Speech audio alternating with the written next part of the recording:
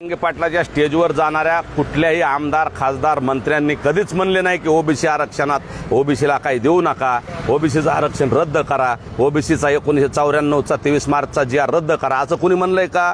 नाही. किंवा एखादे मंत्री जे येते आता विखे पाटील तिथं समितीचे अध्यक्ष म्हणून गेले, ते कधी म्हणले का ओबीसीला काही देऊ नका म्हणून त्यांनी एखादा मोर्चा काढला का?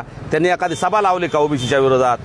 मग ते येत आहेत ते फक्त मराठा समाजाला पाठिंबा म्हणून येत आहेत, परंतु भुजबळ असतील हे मराठा समाजाला काहीतरी मिळू नये या भूमिकेतून येत आहेत आणि त्यांनी 50% आतल्या आरक्षणाला आणि 50% वरच्या आरक्षणाला इथून मागं 2 वेळेस आरक्षण मिळालं, त्यावेळेस त्यांनी विरोध केलाय. फडणवीस साहेबांनी आरक्षण दिलं त्यावेळेस त्यांनी स्वतः कोर्टात, हायकोर्टात, सुप्रीम कोर्टात ते गेलेत.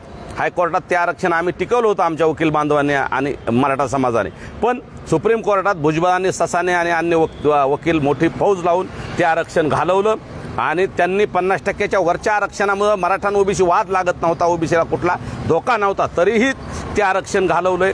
मागच्या 10%ला सुद्धा त्यांनी चॅलेंज करायला माणसं तिथं पाठवलेत आर्थिक रसद पुरवून. म्हणजे त्यांचा मराठा द्वेष दिसतो आणि फक्त वरून दाखवायचं मी मराठा समाजाच्या विरोधात नाही आणि आता अंधारातून काड्या करायच्या या त्यांच्या भूमिकेला आमचा विरोध आहे. म्हणून आम्ही त्यांना इथं येताना राजीनामा देऊन या, काय ओबीसीचं काम करायचंय, काय तुम्हाला आंदोलन करायचे ते खरा मराठ्याच्या विरोधात आमचा विरोध नाही.